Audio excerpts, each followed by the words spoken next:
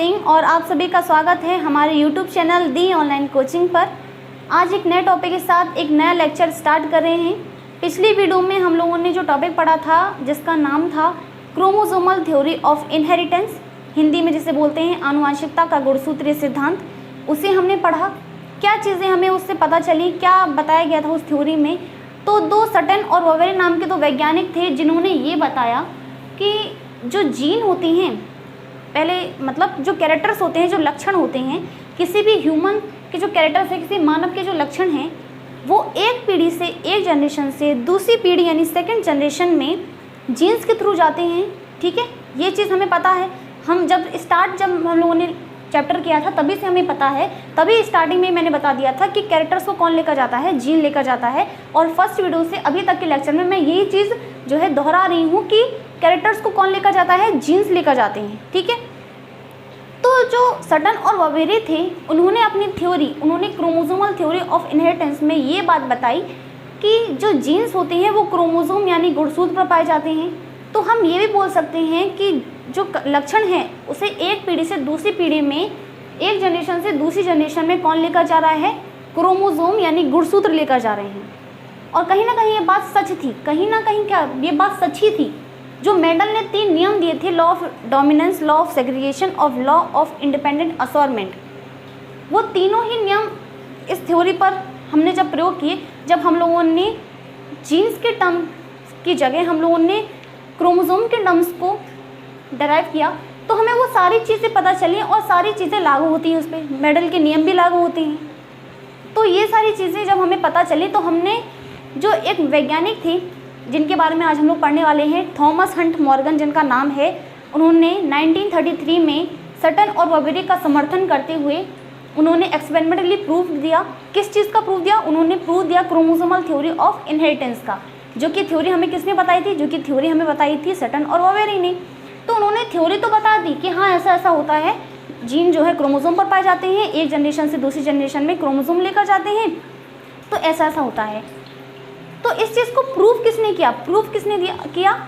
Morgan ने। ठीक है, टीएच मॉर्गन जिनका नाम है। तो आज हम लोग एक्सपेरिमेंट पढ़ने वाले हैं। तो 2 पार्ट में हम लोग को इस टॉपिक को पढ़ना है। ठीक है, एक्सपेरिमेंट ऑफ टीएच मॉर्गन। इसके बाद जो नेक्स्ट वीडियो आएगी, आज हम लोग को पढ़ना है कि मेंडल को अभी एक साइड रखो। मेंडल ने जितनी भी चीज़ें बताई, मेंडल की अभी सारी चीज़ों को एक साइड रखो और अभी आप लोग को टीएच मॉर्गन का प्रयोग पढ़ना है। ठीक है, उन्होंने अलग कंसेप्ट दिया था इन सारी चीज़ों में। ठीक है, तो मेंडल को भी भूल जाओ, अभी याद रखो टीएच मॉर्गन का प्रयोग। तो उन्होंने बताया कि उन्होंने प्रयोग किया था ड्रोसोफिला पर। ठीक है, एक मक्खी ली थी उन्होंने। ठीक है, फल मक्खी, फ्रूट फ्लाई जिसको बोला जाता है, तो उससे लिया था। क्यों लिया था, ये सारी चीज़ें आज हम लोग जान लेते हैं। और जो क्रॉस वाला जो सेशन है, क्रॉस हम लोग नेक्स्ट वीडियो में देख लेंगे। ठीक है, क्रॉस ए और क्रॉस बी है, तो वो बहुत ज़्यादा कंसेप्ट वाला है। ठीक है, तो हमें समझने में बहुत टाइम लगेगा, तो इसीलिए नेक्स्ट वीडियो में उस चीज़ को हम समझेंगे। तो चलिए स्टार्ट करते हैं। आज हम लोग को पढ़ना है एक्सपेरिमेंट ऑफ टीएच मॉर्गन।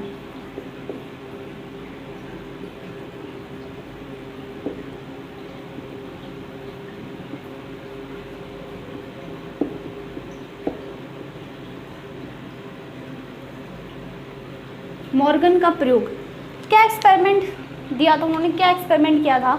उन्होंने क्रोमोसोमल थ्योरी ऑफ इनहेरिटेंस पर प्रयोग किया।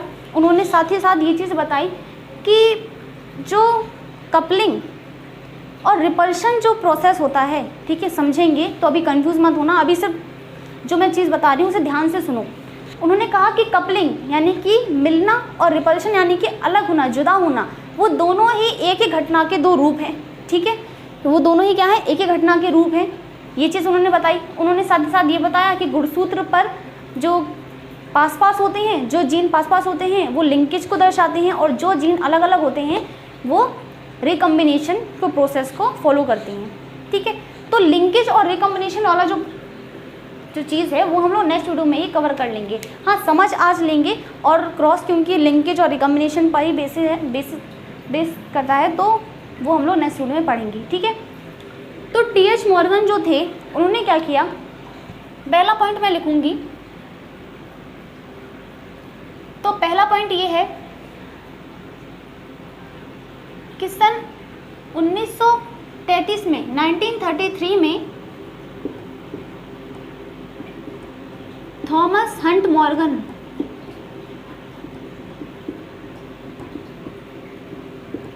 ने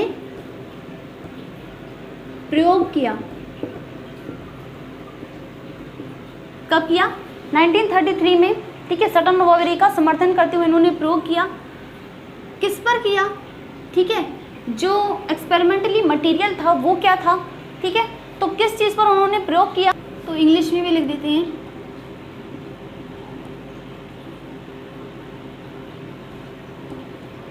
थॉमस हंट मॉर्गन, ठीक है। फिर सेकंड जो चीज़ है कि उन्होंने मटेरियल कौन सा लिया था?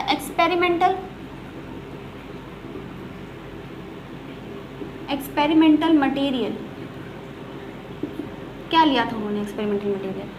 तो उन्होंने लिया था फ्रूट फ्लाई, जिसको बोला जाता है ड्रोसोफिला मेलानोगास्टर को उन्होंने लिया था। किसको लिया था?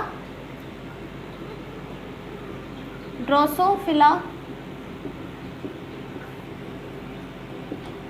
मेलानोगास्टर, इसे भी इंग्लिश में लिख देते हैं।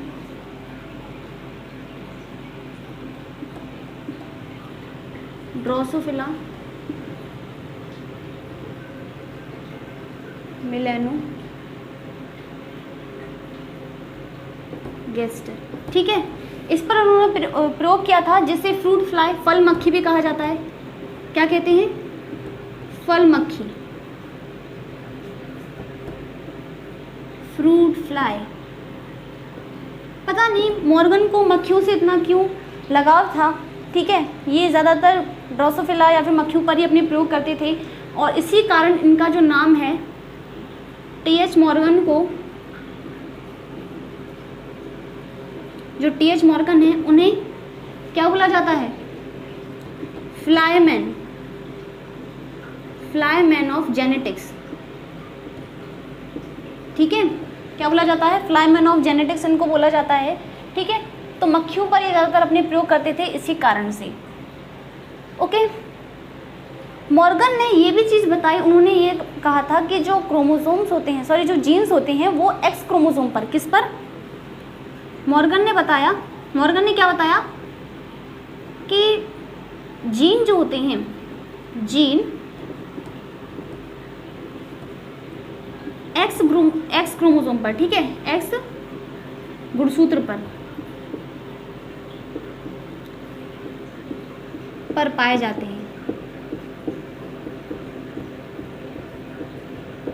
हैं, ये चीज़ें उन्होंने बताई। तो मैं जो पता नहीं क्यों मेंडल आ जा रहा बार बार। तो जो मॉर्गन थे, क्या क्या उन्होंने 1933 में उन्होंने प्रयोग दिया, सटन और वबेरी का समर्थन करते हुए। तो उन्होंने ये चीज़ मान ली थी कि हाँ ऐसा भी हो सकता है, ठीक है। क्यों नहीं हो सकता, जब इतनी सारी प्रोसेस चला आ रहा है, नई नई खोज होती चली आ रही हैं, ठीक है। मेंडल के प्रयोग जो है वो और भी ज़्यादा आगे बढ़ते जा रहे हैं। तो मेंडल जो थे, मेंडल ने फैक्टर लिया था, ठीक है, सटन वबेरी ने। फिर उसके बाद जीन जो है डिस्कवर हो गया था। उसके बाद फिर क्रोमोसोम की बात आई, फिर क्रोमोसोम के बाद ड्रोसोफिला आ गई अब, है ना। तो फ्रूट फ्लाई इसको बोला जाता है, फल मक्खी, ठीक है। इस पर उन्होंने प्रयोग किया था। क्यों इन्होंने ड्रोसोफिला को चुना, ठीक है, क्या कारण थे कि इन्होंने ड्रोसोफिला को ही लिया। तो अब बात आती है कि ड्रोसोफिला को उन्होंने क्यों चुना, ठीक है, क्या खासियत थी इसमें। तो इसका स्क्रीनशॉट लीजिए, फिर इसको रफ करेंगे।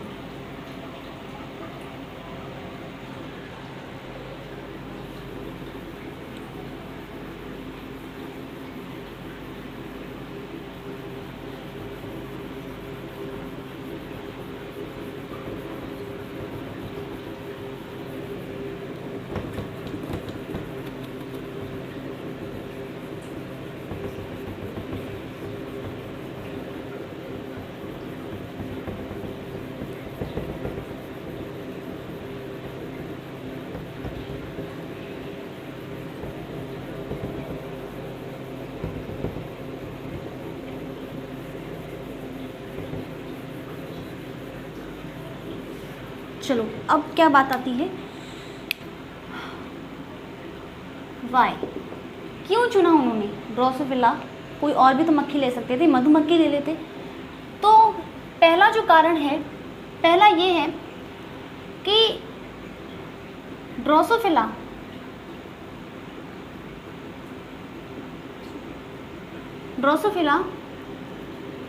लैब में सिंपल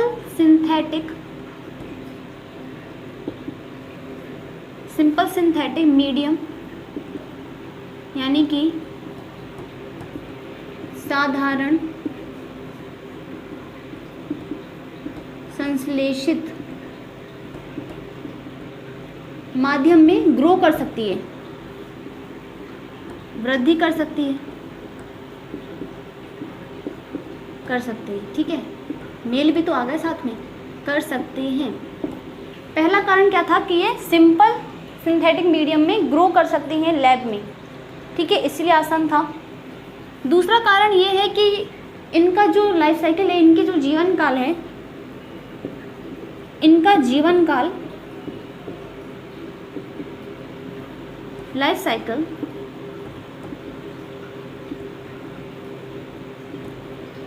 कितना होता है इनका? 2 वीक्स, यानी कि 14 से 15 दिन ही इनका जीवन काल होता है। जीवन काल छोटा होने से क्या है कि ये अपनी लाइफ साइकिल में, पता है, हम एक सिंगल मीटिंग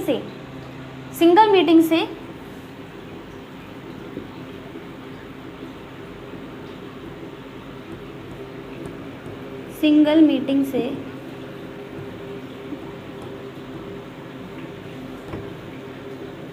अधिक संख्या में संतान प्राप्त कर सकते हैं। अधिक संख्या में संतानें प्राप्त होती हैं और कम टाइम में भी। 2 वीक्स 14 से 15 दिन ही तो लग रहे हैं, उसी टाइम पे, उतने ही टाइम पे क्या हो रहा है कि, और वो भी अधिक संख्या में, तो यानी कि जो बच्चे पैदा करने की जो इनमें क्षमता है वो अधिक है ना, अधिक होती है। तो संतानें अधिक मात्रा में और कम टाइम में, है ना, 2 वीक ही तो लग रहे हैं और अधिक संख्या में प्राप्त हो जाती हैं। नेक्स्ट है कि मेंडल ने, जैसे कि पी प्लांट पर उन्होंने बताया था कि पी प्लांट की अलग अलग ट्रेड्स हो सकती हैं, टॉल भी हो सकता है, ड्वार्फ भी हो सकता है, और ग्रीन हो सकता है, येलो हो सकता है, इस तरह से बहुत सारी ट्रेड्स थी ना। सेम उसी तरह से, उसी टाइप से इसकी भी कई प्रकार की ट्रेड्स होती हैं, कई तरह की वेरिएशंस जो हैं इसमें पाई जाती हैं, ठीक है, कई प्रकार की वेरिएशंस मिलती हैं। नेक्स्ट है कि जो ड्रोसोफिला है, ड्रोसोफिला में अलग अलग ट्रेड्स हो सकती हैं, और जो माइक्रोस्कोप होता है, ठीक है, एक मतलब साधारण माइक्रोस्कोप से भी हम सिंपली इसमें देख सकते हैं, ठीक है, इसे सिंपली हम लोग देख सकते हैं, ठीक है, साधारण माइक्रोस्कोप से इसको देख सकते हैं। और एक और चीज़ लास्ट है कि मेल और फीमेल को आसानी से पहचाना जा सकता है, क्योंकि अगर मैं यहाँ पर बताऊँ तो इस तरह से ऐसी बनेगी, ठीक है, ये ड्रोसोफिला है, ठीक है, एक इसको बना देते हैं।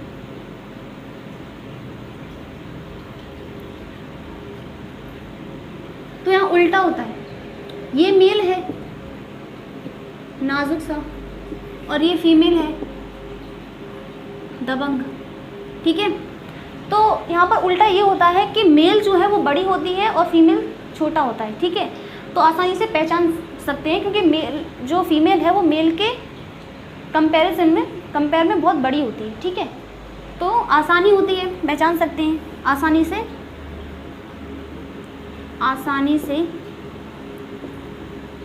मेल फीमेल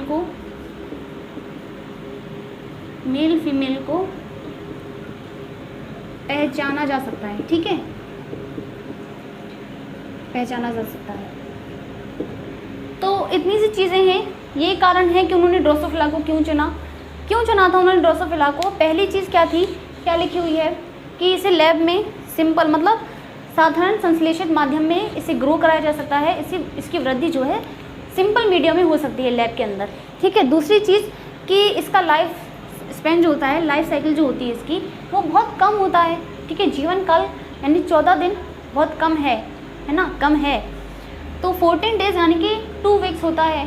तीसरी चीज़ क्या लिखी हुई है, तीसरा पॉइंट है कि सिंगल मीटिंग से अधिक संख्या में संतान प्राप्त कर सकते हैं। एक बार हमने उसकी मीटिंग करवा दी तो अधिक संख्या में और कम टाइम में भी, कम समय में भी। और क्या लिख सकते हैं हम यहाँ, अधिक संख्या में, और यहाँ पर लिख लेना, ठीक है, यहाँ पर अधिक संख्या में तथा कम समय में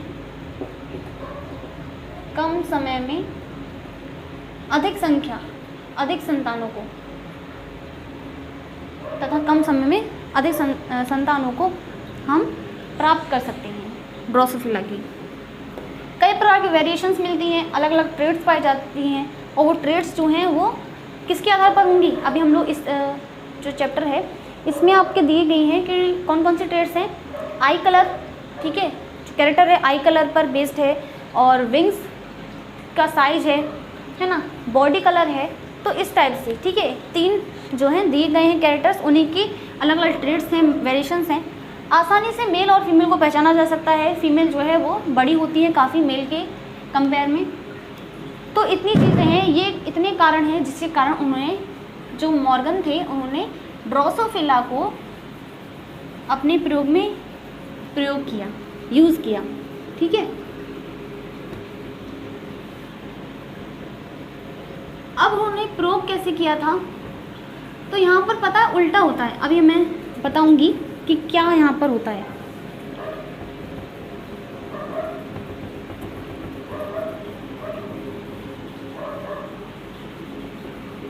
यहाँ हम डायहाइब्रिड क्रॉस कराते हैं, ठीक है, द्विसंकर संकरण, क्योंकि 2 कैरेक्टर्स को लेकर बात की जाती है ड्रोसोफिला की।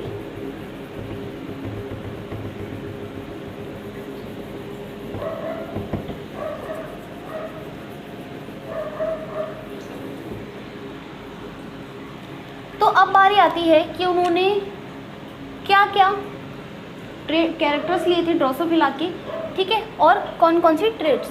तो यहाँ पर मैं लिखूंगी कॉन्ट्रास्टिंग ट्रेड्स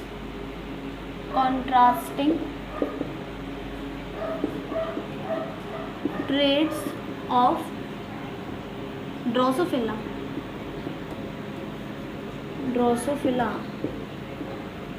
ठीक है। ड्रोसोफिला की अलग अलग ट्रेड्स ली थी उन्होंने। तो कैरेक्टर पहले बात कर लेते हैं, कैरेक्टर्स कौन कौन से थे और ट्रेड्स कौन कौन सी थी। कैरेक्टर यानी कि लक्षण हिंदी में लिख देते हैं, हिंदी और इंग्लिश दोनों में साथ साथ लिखते चलेंगे हम लोग, ठीक है। कैरेक्टर्स और यहाँ पर ट्रेड्स यानी कि विपर्यासी लक्षण, विपरीत लक्षण।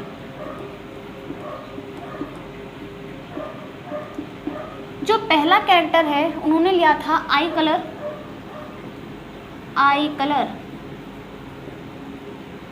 आंखों का रंग,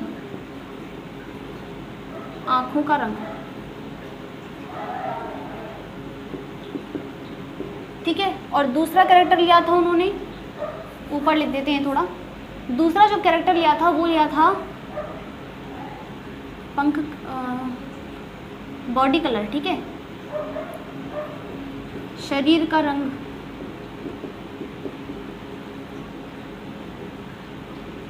हिंदी ऊपर हो गई, इंग्लिश नीचे हो गई, चलो कोई बात नहीं, बॉडी कलर, ठीक है। और तीसरा कैरेक्टर लिया था पंख का आकार, साइज, ठीक है, पंख का आकार ही बोलूंगी मैं, ठीक है, हाँ, साइज ऑफ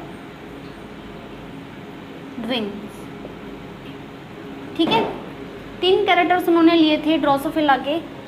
तो जो आई कलर है, आई कलर में उन्होंने लिया था कि आई कलर वाइट है या फिर ब्राउन है, ठीक है। उन्होंने क्या लिया था कि रेड आई कलर लिया था उन्होंने। तो आई कलर में उन्होंने लिया था लाल,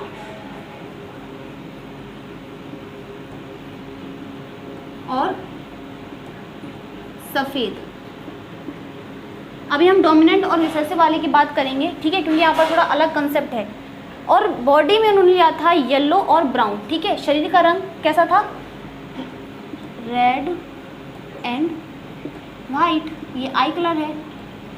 और शरीर का रंग कैसा था? पीला और भूरा, ठीक है। येलो एंड, मैंने उल्टा लिख दिया क्योंकि डोमिनेंट वाला पहले लिखना चाहिए था। तो शरीर का रंग भूरा है और या फिर पीला हो सकता है, ठीक है, यानी कि ब्राउन है बॉडी एंड येलो है।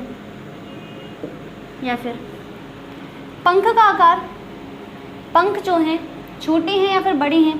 तो पंख का आकार लंबे हैं और लघु, लघु पंख, ठीक है, लघु यानी कि छोटे हैं, ठीक है। इतना तो जानते हो, लघु का मतलब, लघु का मतलब छोटे हैं, यानी कि लार्ज विंग्स और मिनिएचर विंग्स, ठीक है, छोटे हैं।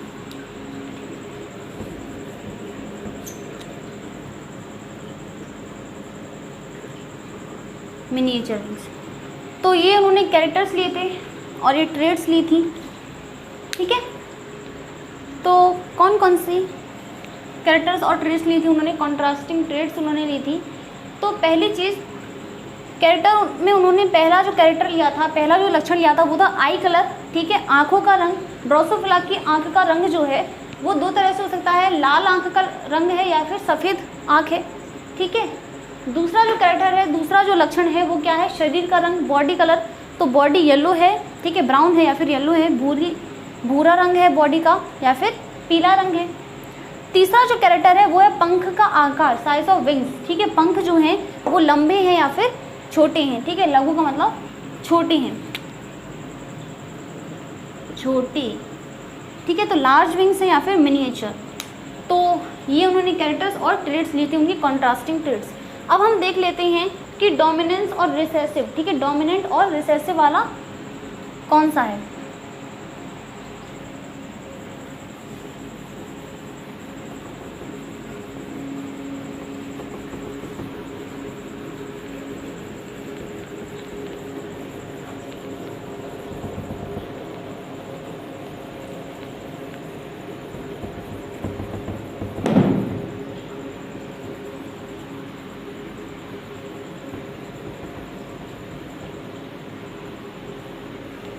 ड्रोसोफिला यानी कि जो मॉर्गन थे, यहाँ पर कंसेप्ट अलग हो जाता है। जैसे कि हम लोगों ने पी प्लांट में बात की थी, तो पी प्लांट में हम लोगों ने देखा था कि जो डोमिनेंट वाला होता है उसे कैपिटल लेटर से और रिसेसिव वाले को उसी की मीनिंग के स्मॉल लेटर से, स्मॉल अल्फ़ाबेट से हम डिनोट करते हैं। लेकिन यहाँ पर क्या होता है, यहाँ पर रिसेसिव वाले को स्मॉल लेटर से लिखते हैं और जो डोमिनेंट वाला होता है उसे रिसेसिव वाले की मीनिंग के प्लस में लिखते हैं, उसे प्लस में लिखते हैं। कैसे? देखो, तो यहाँ पर उन्होंने कैरेक्टर्स लिए थे, जैसे कि मान लो, तो कैरेक्टर्स में जो आई कलर था, आई कलर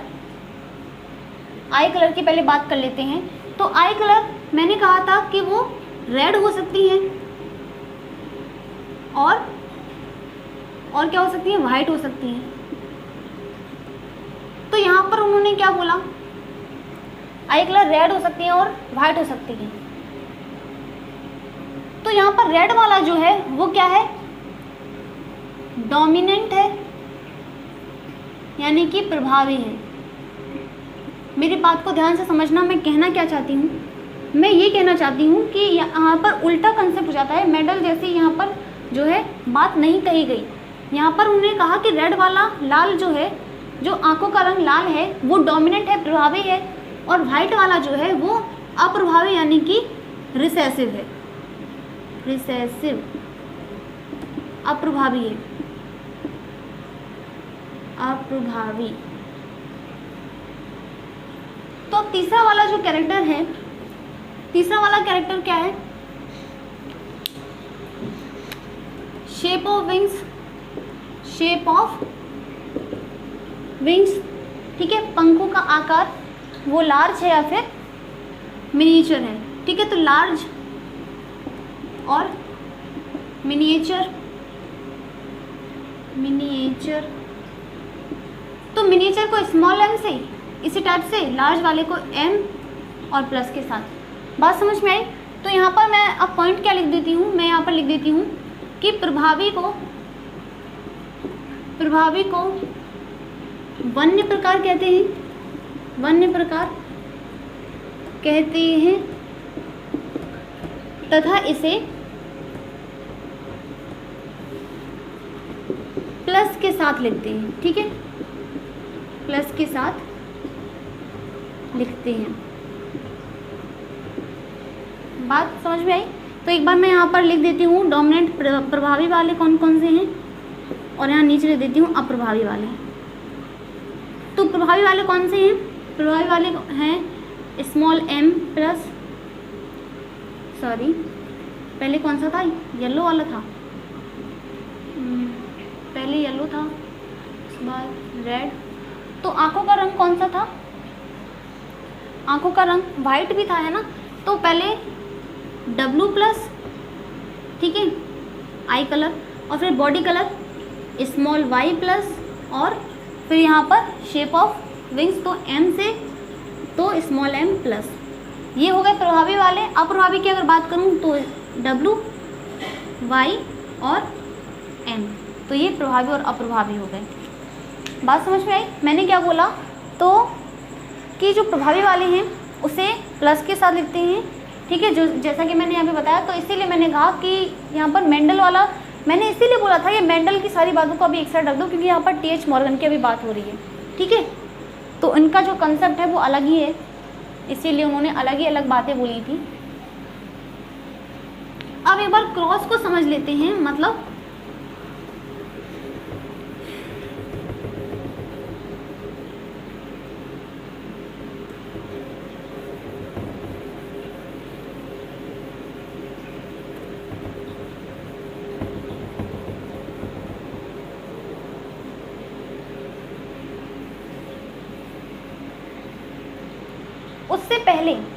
उससे पहले आप लोगों को मुझे समझाना है लिंकेज और रिकम्बिनेशन किस चीज़ को बोला जाता है।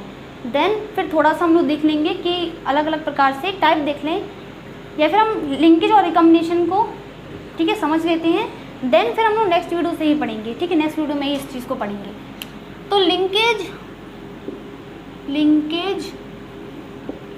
एंड रिकम्बिनेशन हिंदी में इसको बोला जाता है सहलग्नता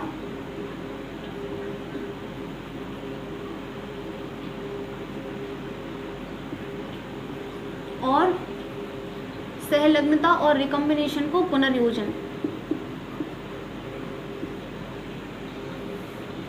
ठीक है, पुनर्योजन बोला जाता है, सॉरी।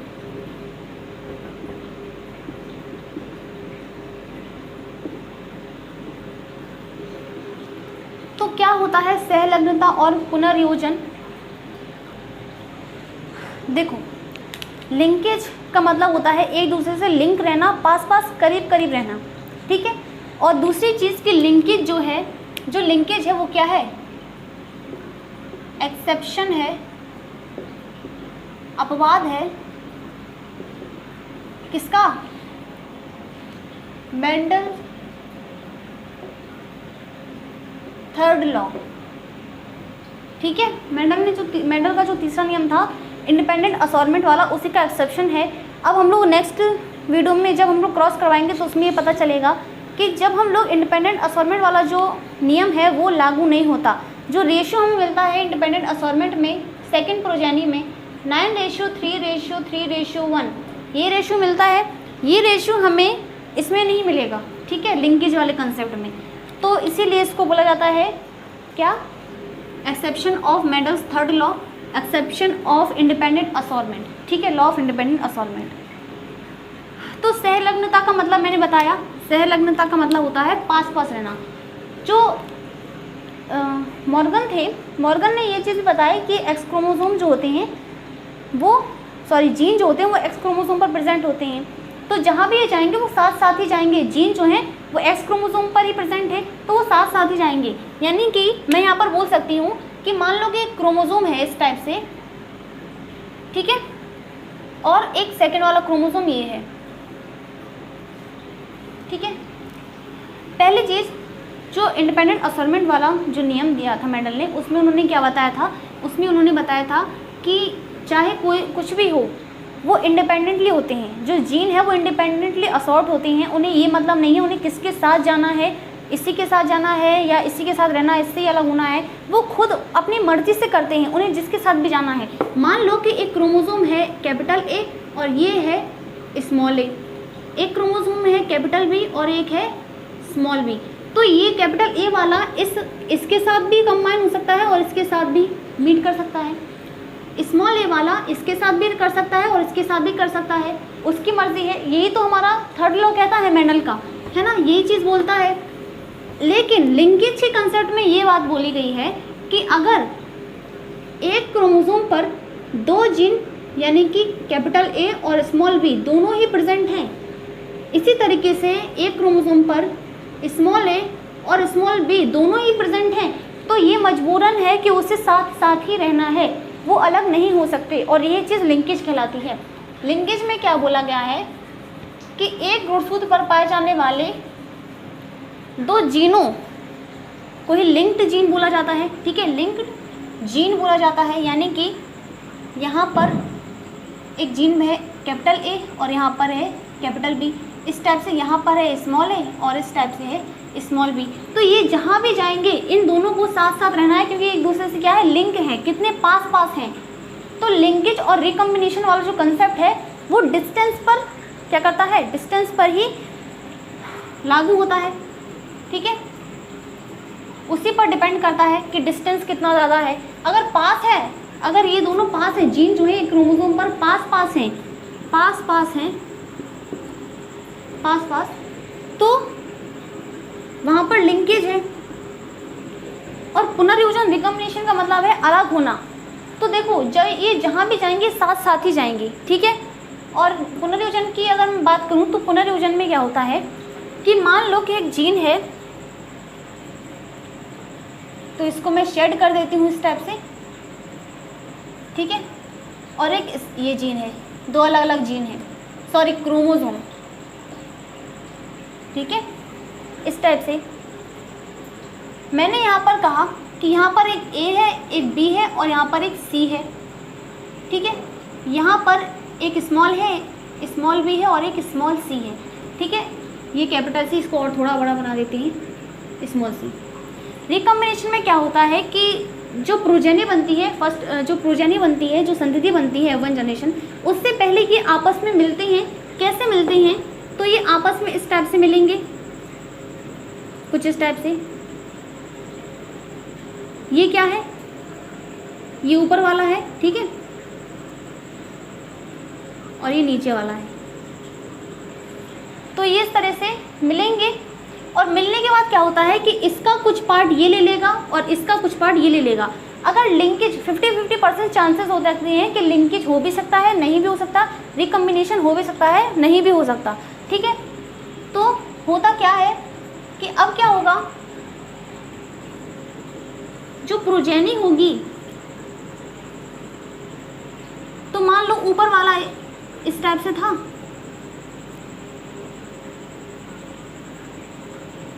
ठीक है, और इसके पास कुछ ये वाला पार्ट आ गया, ये वाला, तो ये वाला ऊपर चला जाएगा, ये स्मॉल सी ऊपर चला जाएगा और कैपिटल सी नीचे आ जाएगा। ये चीज़ होती है, ऊपर वाली जो संख्या है, ऊपर वाली जो चीज़ है वो नीचे आ जाएगी और नीचे वाली ऊपर आ जाएगी, अगर उनमें गैप ज़्यादा है। अगर मैं यहाँ पर बात करूँ, चलो पहले यहाँ पर बात करते हैं, तो ये वाला क्या है, ऊपर वाला है, और इसी टाइप से ये